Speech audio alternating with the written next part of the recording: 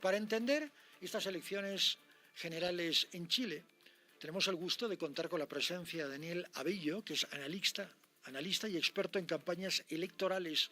Él está en Lima, ¿no? En estos momentos está en Lima. David, ¿qué tal? Muy buenos días. Hola Ramón, muy buenos días. Quedo atento a las preguntas. Bueno, claro que sí. Hay varias, entre ellas. Las encuestas no se han equivocado en este caso.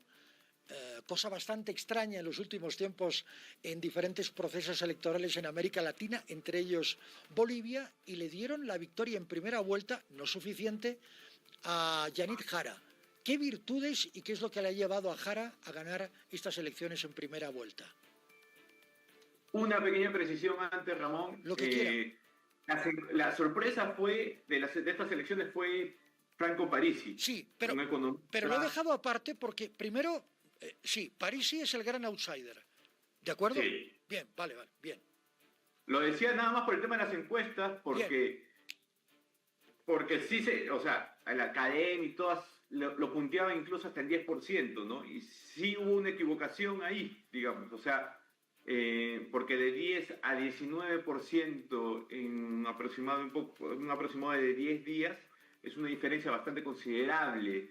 Ahora, Yanit Jara, ella yo creo que concentró la barra brava de Boric, ¿no? Si bien es cierto, todos hablan de un desprendimiento de ella respecto al gobierno de Gabriel Boric, yo creo que ese desprendimiento no ha sido tan marcado por algo lógico, que necesitabas pasar a segunda vuelta, y esa segunda vuelta te la daba precisamente ese conglomerado ideológico de centro-izquierda que también apoya a Gabriel Boric y justo coincide con el porcentaje de aprobación del presidente, que está entre el 25 y 30%. Ahora, se esperaba que ella pueda llegar al 30%, pero, por ejemplo, hablamos de la campaña de Kast, que criticó mucho esto, ¿no? Que se le señaló a Yanit Jara el no haber podido llegar al 30% del electorado y tener un 26% que, bueno, de igual manera según su segunda vuelta.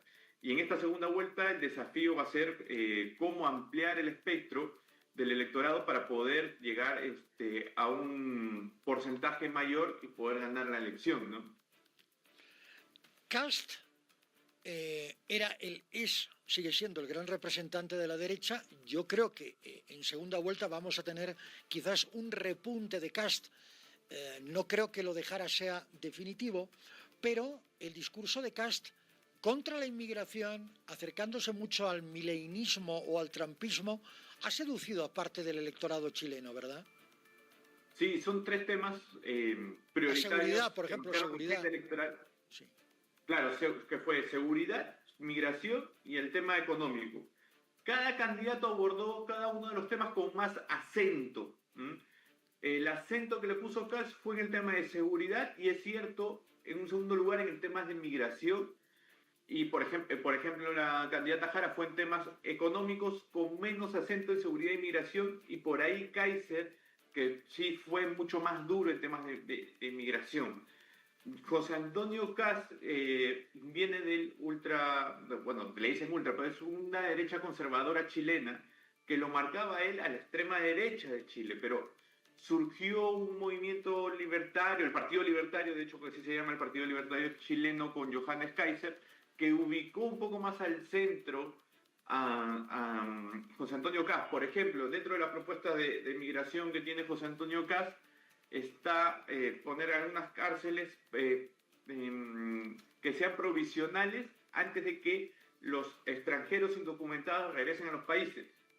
En cambio, más al extremo fue Johannes Kaiser, que fue incluso devolver con todo e hijos, o sea, con niños, a los extranjeros a sus países, ¿no? Entonces eso lo ubicó mucho más a la derecha Johannes Kaiser. Yo creo que ahora lo que tiene que hacer Kast es poder ubicarse un poquito más al centro, pese a que ya tiene el apoyo de Johannes Kaiser y de la candidata que quedó muy relegada, Evelyn Matei, ¿no?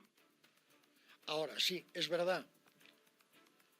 Analistas señalan que si se sumaran los votos, probablemente, de Kast, Matei y Kaiser, Kast sería el próximo presidente, ganando el 14 de diciembre en el balotaje.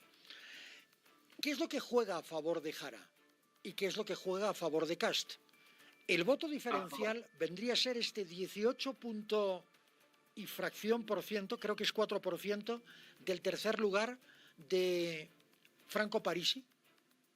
Sí, primero, a lo que señalan algunos analistas, yo no creo que sea tan simple de hacer el conteo de votos de la derecha. Y entonces Jara no tendría ninguna posibilidad. Yo creo que no es así.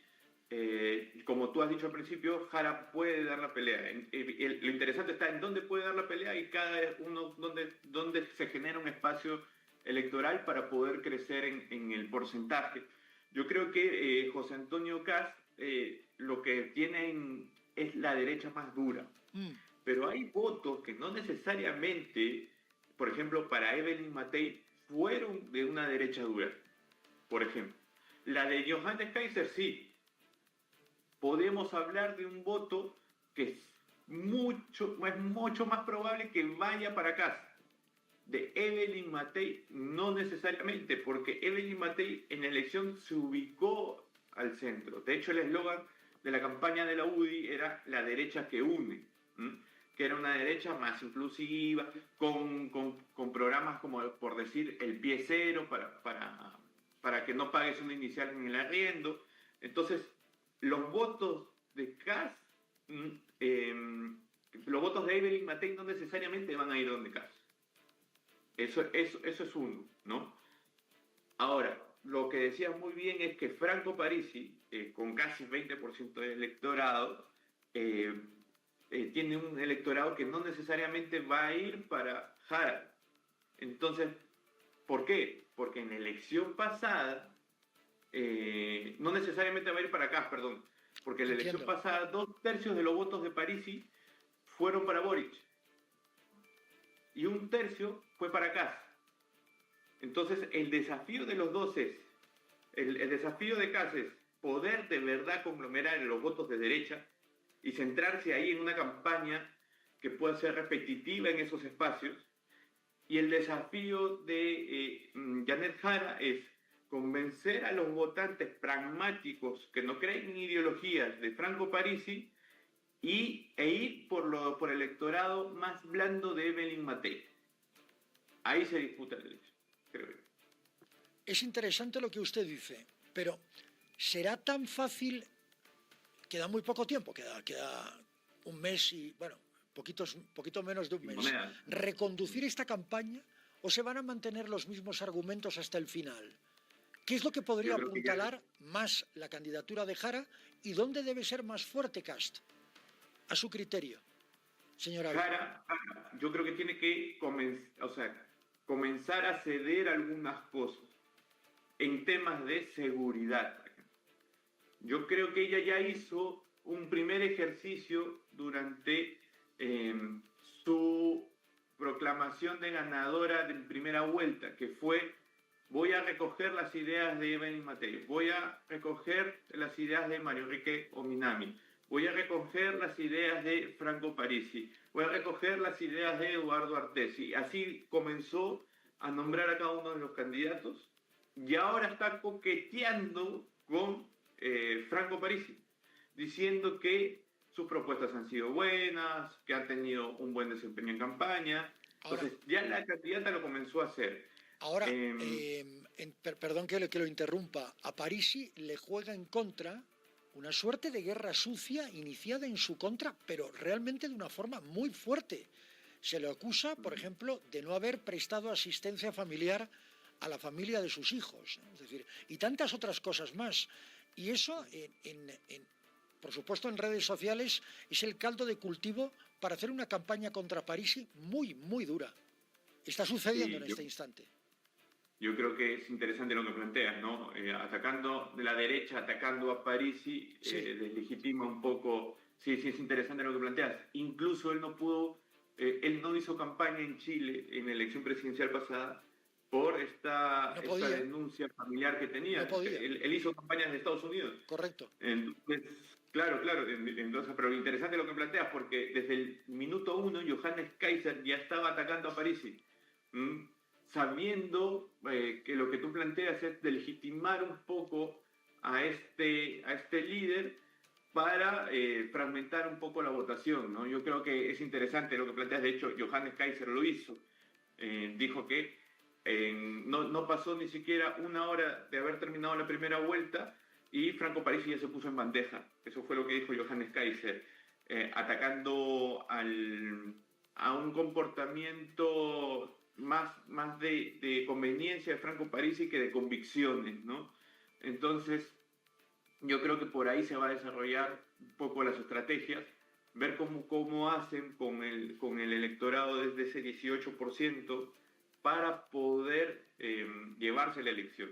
Yo creo que los primeros pasos de Kast debe ser aglutinar un discurso fuerte que pueda unir a esa derecha más conservadora, que puede estar entre el 40%, para después comenzar a abrirse con ciertos pactos para ampliar el electorado. Pero yo creo que debe ser así, porque no está tan fácil ganar la Jara, porque Jara ya comenzó a hacer su trabajo. Es posible que pueda renunciar incluso a la militancia del Partido Comunista para también ampliar el electorado. Entonces, está muy sola, sí está trincherada, pero está trabajando, digamos. Entonces, está interesante la elección en Chile, está como para hacer un zoom, ¿no? Está entre los grandes fracasados de este proceso electoral, de esta primera vuelta en Chile, Johannes Kaiser, al que usted ha mencionado mucho. Su discurso beligerante, incluso aquí en Bolivia ha caído muy mal, una serie de declaraciones contra los bolivianos, contra Bolivia, en fin. ¿Es el gran perdedor de esta primera vuelta, Kaiser? Yo creo que lo que demuestra Kaiser es que hay un electorado que está con las ideas de Kaiser. Más allá, sí, no le fue tan mal, digamos, porque despertó un interés y en el último rush avanzó en las encuestas, que se equivocaron porque lo marcaron con 18% justo antes de la elección. Pero Johannes Kaiser lo que ha hecho es ser el representante de ese discurso que es un poco más, va en contra de la migración, un discurso nacionalista, y bueno, recordamos que Johannes Kaiser tiene pues un origen alemán, que su nombre no lo puedo pronunciar, el nombre completo, por ejemplo, yo no lo puedo pronunciar muy bien, y ha estudiado incluso en Austria, en universidades de Austria. Si bien es cierto, no ha terminado ninguna de las carreras por las que él estudio, pero representa un electorado así, que piensa así.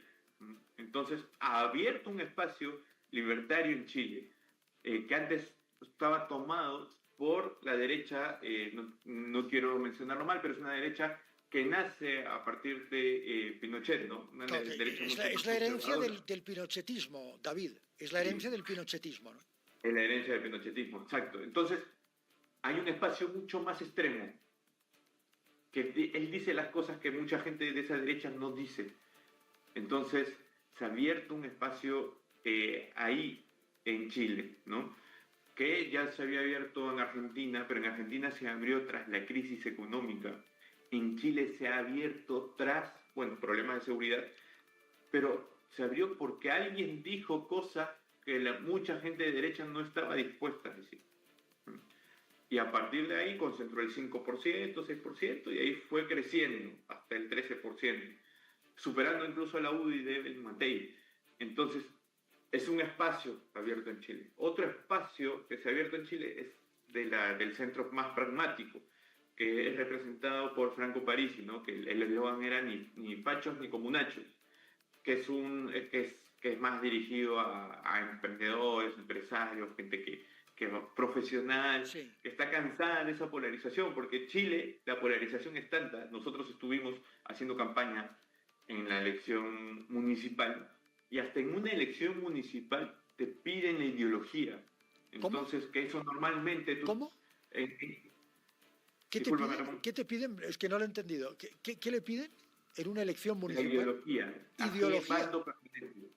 Y izquierda o derecha. Interesante. En una elección municipal. Sí. Entonces, que eso no se vea sino más. Entonces, Chile es mucho más ideologizado. Ayer me lo discutían acá en Perú, pero todos los países son ideologizados. No. Digo, Chile tiene estándares de ideología mucho más altos o exacerbantes, digamos. Y ahora lo hemos visto nosotros en la elección parlamentaria, hemos estado llevando algunos candidatos Y en redes sociales, cuando la publicidad ha sido muy abierta, por eso le recomendamos a los candidatos que van a diputados, sobre todo, que concentren su electorado, porque cuando hemos hecho publicidad muy abierta, lo que pasa es que la elección tan polarizada se contamina dentro de estos candidatos que representan a una comuna, a un distrito electoral. Entonces sí, es un espacio Chile donde hay una caldera muy fuerte respecto a la ideología, ¿no? Esto es muy interesante, la excesiva ideologización de las propuestas políticas, que no deja de ser llamativo en un país donde cada vez hay menos grises, ¿no? Como Chile. Cada vez hay menos. Sí, París sí vendría a ser el gris entre un blanco muy notorio y un negro muy llamativo. Hay un gris que es parisí. sí. A su criterio, David, y por todos los procesos electorales que ha seguido, ¿hay un viraje ideológico hacia la derecha o hacia modelos Sí, conservadores en América sí, Latina? Sobre todo en perspectiva básicamente económica, ¿no? Porque la pandemia para mí marca un antes y un después en la forma de entender América Latina. Hasta la pandemia dominaban los gobiernos de corte socialista, ¿no? La, la, el socialismo del siglo XXI. Pero la pandemia te marca mucho las diferencias entre ricos y pobres y en materia de distribución de la riqueza. Y a partir de ahí hay un viraje hacia la derecha. Y esto se nota también en Estados Unidos, ¿no? La caída de Obama, la caída de Biden, el ascenso, la vuelta al ascenso de Donald Trump. Esto es muy llamativo, ¿verdad? La caída del peronismo en sí, Argentina. sí. Eh, yo creo que sí hay un viraje, hay un cambio de timón hacia la derecha eh, en todos nuestros países, sobre todo de América Latina. Y yo creo que son momentos, lo que siempre hemos mencionado nosotros de las consultoras, que hay un momento de turbulencia. El mundo está pasando por cambios, por un interregno que no sabemos hacia dónde vamos, y en ese interregno van a pasar muchas cosas. Es cierto que va a gobernar la izquierda, pero va a tener más espacio ciertas derechas que se van a ir moldeándose y cambiándose. Yo creo que el espacio de la derecha se está moldeando, está cambiando y está reaccionando más rápido a estos cambios. La izquierda, dentro de esa ideología social, el mercado, etcétera, no está sabiendo ver cómo vienen estos cambios. ¿Por qué? Por ejemplo, los dolores que tiene la gente en seguridad en Chile, lo vio la derecha. No necesariamente el tema de seguridad tiene que ser de la derecha. ¿Por qué tiene que ser de la derecha? Puede tomarlo la izquierda también, sí, puede tomarlo la izquierda, pero lo tomó la derecha porque huele más, porque tuvo un líder que vio. En Argentina era lógico, el tema económico era algo lógico, que lo tomó la extrema derecha a través de un candidato que es una derecha un poco distinta, una derecha, no sé, más judía, es una derecha menos tradicional que la de Macri, por ejemplo, pero lo vio y lo tomó espacios. Qué interesante. En Bolivia también, entonces, la izquierda se está abrazando de cosas en el mundo que ya no le permite seguir gobernando. Tiene que abrirse, tiene que ver, tiene que palpar, tiene que sentir. Y la derecha lo está haciendo. Necesitamos que la izquierda también pueda hacerlo, porque tienen un espacio de representación en Chile del 30%, por ejemplo. ¿Mm? En Bolivia también tienen un espacio de representación, solamente que hay dolores que marcó el último gobierno, ¿no? Claro. Entonces, yo creo que es eso. Vivimos un momento de turbulencia en donde el bando que tenga más olfato, sea más sensible, va a poder recoger Señora Bello, efectivamente David, ¿es más dúctil la derecha? mucho Es, más, es, o es- sea, lo está demostrando, ¿no? Una exactamente. ductilidad, pero yo digo, pero ese era evidente el tema de seguridad en Chile, era evidente, o sea, y la derecha lo tomó. En Bolivia era evidente el tema de las colas, el tema de la economía, era evidente. bueno, hubo un espacio de centro-derecha, o centro un poco tirado hacia la derecha, que lo tomó. En Argentina también, veamos, en Ecuador, pese a que han perdido el referéndum Noboa, bueno, es presidente. La gente lo eligió nuevamente. No es que haya sido reelecto, sino que tras haber gobernado lo eligió nuevamente. Entonces, y él cogió el tema de seguridad. O sea, es más dúctil la derecha ahora. Está sabiendo responder. Es decir, la excesiva ideologización de lo que hemos hablado es más fácil para la izquierda cuando esta izquierda tiene un buen respaldo económico en bonanza, pero las respuestas a la crisis económica está en la ductilidad de la derecha. ¿Lo estoy diciendo bien? Sí, Y que la derecha se suele adaptar mejor a esos...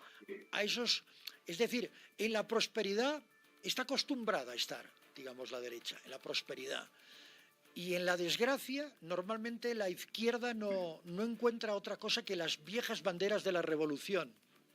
Pues claro, y antes era al revés. Antes en la prosperidad estaba la derecha Sí, y en la crisis venía la izquierda a tomar espacios de la derecha, ¿no? correcto. Entonces, claro, antes era al revés, ahora el mundo está cambiando, la derecha está sabiendo responder mejor a esas necesidades de la gente. Hay una palabra que se llama, dos palabritas, ¿no? Que es reduccionismo ideológico, Ya, que en campaña lo tiene bien, bien marcadito la derecha, que es, yo no, por ejemplo, ¿no? En Perú hay gente que limpia las lunas, ¿no? Uno que limpia las lunas mató, le disparó a un chofer. Entonces, el reduccionismo ideológico te lleva a decir no más limpialunas en las calles, ¿no? La gente izquierda dice no, hay que hacer un análisis, hay que ver, son gente que sufre, que tiene... No, no, no, la derecha dice no más, no más en las calles. Entonces eso pega más al sentimiento de la gente. Puede ser un facilismo, puede ser, no sé, lo que quieras, pero pega más en la gente. claro, pero entiéndase que ahí también hay populismo, ¿verdad? Es Hay decir, populismo. exactamente, porque se dice lo popular, en Bolivia lo nacional popular es populista, pero la derecha también puede ser muy populista. Lo que usted me ha descrito ahora es una medida muy populista. Y si nos podemos ir al extremo salvadoreño, nos encontraremos a un Nayib Bukele que encontró un enorme beta para ser presidente atacando justamente la inseguridad en las calles y el poder de las maras, de las pandillas. David Abello. Sí, y en ese caso de Bukele, Bukele de todas maneras está marcando un espacio en la política latinoamericana muy fuerte, ¿no? Muy fuerte. Tenemos propuestas muy fuerte. En Chile incluso hay propuestas de construir, José Antonio Cast tiene propuestas de construir cárceles especiales. Esa propuesta viene directamente de allá, Sí. de El Salvador, digamos, Sí. ¿no? Del Salvador de Bukele. En Perú también se vive un ambiente de inseguridad en donde muchos quieren parecerse a Bukele. Ahora, Bukele es un populismo, sí es un populismo, pero responde a los dolores dentro de ese populismo.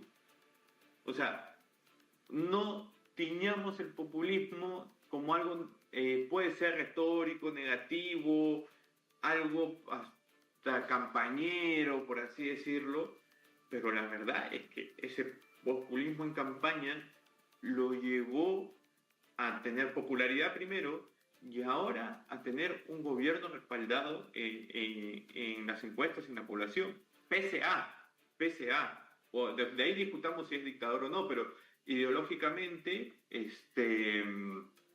está ganando un espacio en donde ese reduccionismo ideológico que tiene la derecha y que tienen algunos populismos los lleva pues a tener una mayor conexión con la población. Entonces, nosotros lo que decimos como consultores es que no hay que hacer eso. Para ganar campañas no hay que hacer eso. Hay que conectar con el electorado desde la empatía, seas de izquierda o seas de derecha, pero hay que conectar con el electorado. Y de esa manera tener una representación. Y que esa representación pues sea tu sustento, tu capital político, ¿no? pero no irte al lado del populismo, porque muchas veces el populismo es peligroso. ¿Es un arma de doble filo? Es un arma de doble filo. ¿El Y yo creo que populismo le hace viene mucho cargado daño a por la el diablo? situación. ¿Viene cargado por el ¿Cómo? diablo el populismo? ¿Viene cargado por el diablo? ¿Es como un arma muy peligrosa cargada por el diablo? ¿Que se Claro, dispara incluso es contra el un pie de uno? arma, es un arma de manipulación. O sea, cualquier cosa de manipular, cualquier cosa que sea manipulación está mal, ¿no? No es persuadir. Ahora, lo que tiene Bukele es que encontró el espacio para poder copar el poder y hacer las cosas que dijo en campaña, convertirlas en realidad. Ahora, en nuestros países es un poco más difícil, es un poco más difícil. No hay las condiciones para eso, para tener un Bukele con poder hegemónico, etc. En Chile es imposible, por ejemplo, si tú ves cómo está marcada la diferencia ideológica izquierda y derecha. En Perú, al ser más fragmentado, que hay un caldo de cultivo mucho más fértil para que sí existan liderazgos así, la verdad. En Perú sí puede existir un liderazgo mucho más populista que concentre poder y que pueda efectivamente copar instituciones, ¿no? Pero en países donde hay disputas es mucho más complicado, ¿no? Hay un elemento diferencial. Los países andinos, Ecuador, Perú, Bolivia, tienen un alto componente indígena, altísimo componente indígena, que es determinante en muchos casos en según qué procesos electorales. Chile no, ¿verdad? Sí, Y mira, eso marca la diferencia, marca mucho la sí, diferencia. ¿dónde te diría yo que marca la diferencia culturalmente cómo somos nosotros que venimos de países andinos, ¿no? Generalmente, por ejemplo, Ecuador, Bolivia y Perú, a mi criterio, somos mucho más conservadores. Venimos de culturas mucho más conservadoras. Por eso es que, por ejemplo, en Perú no pegó temas de Agenda 2030, el progresismo de izquierda no terminó sobresaliendo, más allá de Lima, por ejemplo. O sea, el progresismo limeño no tuvo un espacio electoral importante.